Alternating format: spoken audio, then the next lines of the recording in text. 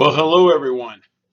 Wanted to spend some time to talk to you about another facet of memory that basically isn't dealing with a single theory or talking about a particular biological process, but more specifically, I want to talk about what I refer to as memory phenomenons, okay, and facets related to phenomenons. I know I also mentioned mnemonics, and I am going to talk a little bit about what's called an information processing model as a way to help your memory in that regard too. So let's go ahead and get started. As far as different phenomenons of memory go, there are a handful of them. I'm only going to cover a couple of them here for you, but these are ones that I definitely want you to know. For example, there is something out there referred to as state-dependent memory. It's also sometimes called context-dependent memory. So depending upon the textbook that you're reading from, the course you're taking, you might hear it referred to by one title or another. There is some difference between the two concepts, state-dependent memory versus context-dependent memory. But no disrespect for intro psych, I'm just going to combine them for now and get into it. To explain what these concepts are, such as state-dependent memory, consider this. How many times have you found yourself doing something such as this? You're working on something in your house, your apartment, wherever it is that you live, and you turn around and you start to leave a room to go down the hall somewhere, and you find yourself doing one of these. You sort of stop dead in your tracks and you go, "What was I coming in here for?" You've forgotten what you were coming in to get. So what do? You go back to where you started, you go back to your office, you go back to your bedroom, you go back to the living room, and as soon as you get there, oh, it comes to you, all right, and you remember. This is an example of what we call state dependent memory, okay? The idea here is simply this: people tend to recall things best in the place where they learn them. Okay, people tend to recall things best in the location and the place that they learned them. All right, in that particular state, and this happens. You turn around and find yourself going back to that bedroom. Oh, I remember what I needed, and you go back to it. Some people have been known to travel back to a town they haven't been to in years, and they're worried they're not going to remember how to get to a certain place. Boy, I don't have much memory of when I was at that location or I went to that town. But as soon as you find yourself driving into town, it comes back to you. Okay, now this looks familiar. I remember this. Yeah, it should be right around the corner. One real good example of state-dependent memory occurs when people sometimes are taking tests. And this has happened before. An individual will be taking a test and they've worked hard and they get down to maybe one question left. Okay, they got one question, two maybe, they're trying to remember the answer to, and what happens? They can't recall the information. So what do? They guess, and then they turn in their tests, they turn in their paperwork. They go out in the hallway and think about it. They can't remember what the material was. They get in their car or truck to go home. Maybe it's the last class of the day. They can't remember. They get to the door to their house or apartment. It does not come to mind. But you walk into your house and you go to the dining room table or you go to your desk, wherever it is, you spend all those hours learning it, and bam, it comes back to you. All right? State dependent memory. You recall things best in the location that you learn them. So how can you use this to help prepare for the next test? Simply put, if you're going to turn around and take your next test here on the campus, all right, I strongly recommend, if at all possible, to study, not just anywhere on campus, but in the classroom that you're going to take that test. And possibly, if possible, in the very chair you're going to take that test. If you spend hours maybe in the mid to late afternoon, whenever the room is available, studying the material and you learn it in that chair, then that will become the best place for recall. There's actually research and science to back that up. All right, so something to keep in mind. We also speak of a concept called flashbulb memory. A lot of you may or may not remember 9/11 and the tragedy that was that day. And if you were way too young to remember it, or you were not even born at that time, I ask you to do a favor. Talk to your mom, talk to your dad. If you have an older brother or sister who might be around during that time, ask them the following question. Do you remember where you were when you heard about the attacks taking place in New York City and against the Pentagon on September 11th, 2001? You might be floored. You might be shocked at the detail that your mom, your dad, your grandparents can give you as to where they were and what they were doing when they heard this all happen. I myself can tell you, I was teaching over in a particular room. I don't remember the material I was teaching, I will admit that, but I remember coming back to the main building where my office is located and seeing a lot of people just inside the door. I thought to myself, well, they must be here for an orientation and maybe they're visiting the campus, until I looked up on television that was there at the door and saw the tragedy that was the Twin Towers on fire and things of that sort. And I remember that like it was yesterday. This is an example of what is called flashbulb memory. Flashbulb memories tend to occur when we have an awful lot of adrenaline going on with a particular incident. And it is absolutely amazing the amount of detail that we can remember during that time when a certain incident occurred. Now, it doesn't always require that that incident be negative. There's no requirement that it has to be bad or terribly traumatic for you to remember it. A lot of people can remember the day they got their driver's license. A lot of people can remember the day that they graduated from high school, or the day they got their GED, or their first kiss, or the day they got married, or many other things. So it's not always negative stuff. But I dare you and I challenge you to talk to your parents, your grandparents, and dare to ask them that question. You might really be shocked at the detail of memory of how well they remember where they were and what they were doing and what was going on when 9/11 occurred. For many years, I asked that of my students in class. I've gotten to the point after so many years that a lot of them, no longer remember.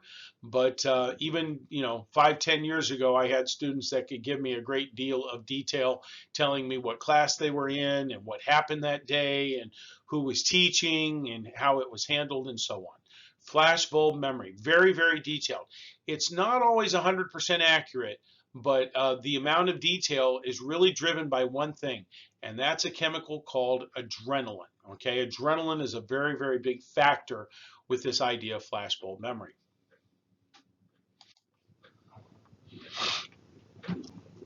All right, another one is called the tip of the tongue phenomenon, also known as the TOT. Sometimes when you talk to individuals and you ask them if a question, they sometimes struggle to remember basically what it was that they're trying to recall. They sometimes go through this physiological sensation where they know the answer, they know what it is they're trying to bring to memory, but they struggle to bring it up. Okay, they struggle to bring it to surface. And because of that, there's this physiological sensation. Oh, I remember that person's name. It started with an H. It was Henry or Hank or Harry. Oh, it's on the tip of my tongue. The TOT, or the tip of the tongue phenomenon, is a physiological state where people are, and I'm making up this percentage, 90% of the way there to recall information, but they can't sometimes bring home that last 10%. If you ever find yourself in such a predicament that you can't remember something such as this, part of the trouble is probably stress and anxiety is inhibiting the neural pathways. And I'm not kidding, are inhibiting the neural pathways so that you can access the material. Some of the easiest ways to get over the tip of the tongue phenomenon, if you find it happening to you, is just stop trying. How many times have we been unable to remember something and we wait 5 minutes or 10 minutes or 15 minutes and lo and behold, it just comes to us naturally. We stop trying and suddenly we can recall. That's not always possible, but whenever it is really a great idea. All right. I want to now talk about what is referred to as the information processing model of memory. Now, a lot of you have probably heard of the game Jeopardy. This is Jeopardy, all right? And Jeopardy is a game show that, you might have watched a little or you might have watched a lot. That's perfectly fine. One of the big things about the game Jeopardy, okay, as you turn around and you watch something like this, the keys to winning is that you have to be able to turn around and get the question right. And to answer the question correctly, you've got to pull the answer from memory. There may be a little figuring out, but you do have to know the information. You have to have it in your memory. The thing with Jeopardy and a lot of game shows is this. It's not enough to just have the answer. Okay? It's not enough to know the answer to the question. You have to be the first one to do so. You have to be the one who comes up with that answer the quickest. That's the key to it. The information processing model of memory says that the key to being good at things is not only being able to pull something from memory, but being able to pull something from memory quickly and with ease. All right, that is what it's really all about. It's not enough to remember it. You have to be able to remember it without struggling. Okay, because if that's the case, you're going to be what do I want to say? Not very smooth about it, and that can be an issue as well. This here is a wonderful model to explain the information processing model of memory. This picture here, okay? And what you see along the bottom is an example of the Atkinson-Shiffrin model of memory. Now, if you haven't watched the Atkinson-Shiffrin model of memory lecture, I suggest you stop this right now and then pause it and then go watch that to learn about these three areas. You see them there at the bottom. Sensory storage, that's where information comes in first. Then it goes to what is called your short-term memory, all right, or your short-term storage, where basically it stays there for 20 to 30 seconds. It's your conscious memory. You hold approximately 7 bits of information, maybe more if you rehearse it, all right? And then if you do have a third place to put it, you put it in your long-term memory. All right, so the sensory memory, the short-term memory, and the long-term memory, these are part of the Atkinson-Shiffrin model. And I've added a component there called an executive processor. And I look upon that as just your brain's ability to access this information, your brain's ability to pull this and put it to good use, okay? Know this, a computer works an awful lot like your memory, okay? A computer works an awful lot like your memory. You see at the bottom, there is what is called the sensory storage. And it says there is a large capacity. It takes in a lot of information, but it only holds on to it for a very brief amount of time before it decides if it's worth holding on to and keeping or not. What about a computer is very similar to your sensory storage? And the answer you see there are many input devices. The keyboard, the mouse. It's a little dated. It says DVD. Or downloading information, all right? These are all examples of input devices. They get a piece of information, the keyboard does, a keystroke, or moving the mouse across the board. It gets a piece of information and then it does something with it. It doesn't hold on to it very long. The short-term storage, looking back at the bottom, all right, limited capacity, you have to practice to make it work, is very similar to what is called a RAM in a computer. Okay, the RAM, as you see there, holds a limited amount of information which is operated on to run a program. And then finally, what is most like your long-term memory? Well, that's the hard drive, okay, where you can store information if you have an external drive, if you have a network, you have the cloud, or something like that to store something. Your long-term memory is a lot like the hard drive. The hard drive is a lot like your long-term memory. Then you see there I put the phrase the CPU, the computer processing unit. Just like your brain pulls information from sensory register, decides if it's worth keeping or not, puts it into short term, uses it or doesn't use it, doesn't rehearse it, puts it into long term or not, and so on. The CPU does the exact same thing. It interacts with the input devices, your keyboard, your mouse, and things like that. It interacts with the RAM, and it interacts with the hard drive. Now, the million-dollar question is this, and think about this. Anyone who knows anything about computers, this is still true today. If you have a lot of programs on a computer, and I know computers are getting better, but many computers, if you have an awful lot of programs running simultaneously, okay, maybe you've closed a lot of windows, they're down at the bottom and all that kind of stuff. If you have a lot of programs running simultaneously, what can happen to your computer? And the answer is it'll slow down. It'll slow down. It can't process things as fast if that's the case. Ask yourself this. How many of you ever learned to play the keyboards? Okay, and I'm not talking about the keyboards on a computer. I'm talking about the piano or something like that, or maybe another musical instrument. Maybe you learned a foreign language. Maybe you took Spanish or German or Japanese or some other language. And you find yourself in a predicament now as you listen and hear a foreign language, you don't practice it very much. So you hear someone starting to talk in, say, Spanish, and you find yourself doing what?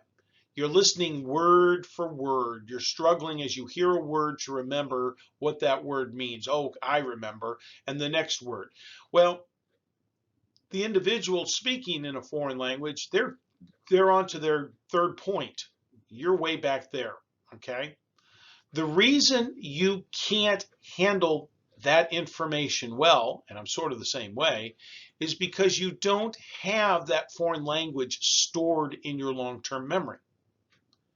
You're struggling. It's not in there very well. You're struggling using it in your short-term memory. Maybe a musical instrument you haven't played in years, so you try to read the music while playing the keyboards, the piano or whatever, and you have to look up and see a note and then look down and then look up and look down and so on. It's been so long. People who are very, very good at things, all right, such as a foreign language or playing a musical instrument, they are able to access that information from long-term rather easily, okay? They can pull from it quickly. They're fast. And that is one of the keys to the information processing model. You access information quickly, all right? How is it that some people are able to pull information from their memory quickly? The answer is practice. I tell this in my child side class. Practice, practice, practice. If you want to get good at speaking a foreign language, you have to practice. If you want to get good at playing a musical instrument, you have to practice. My sons can play video games that I sit there and struggle just to work the remote, the joystick, whatever you want to call it. All right. And some people chuckle when I say that. The controller. But my sons, they know all the buttons, all the locations, and all what they do, and they do it instantaneously because they have played it a lot. I sit there and have to look at the controller and then look up to see what's happening and look down. I have to rely on my RAM. And because I don't have it stored in long-term memory, I don't pull from the information very fast, and I go much, much slower.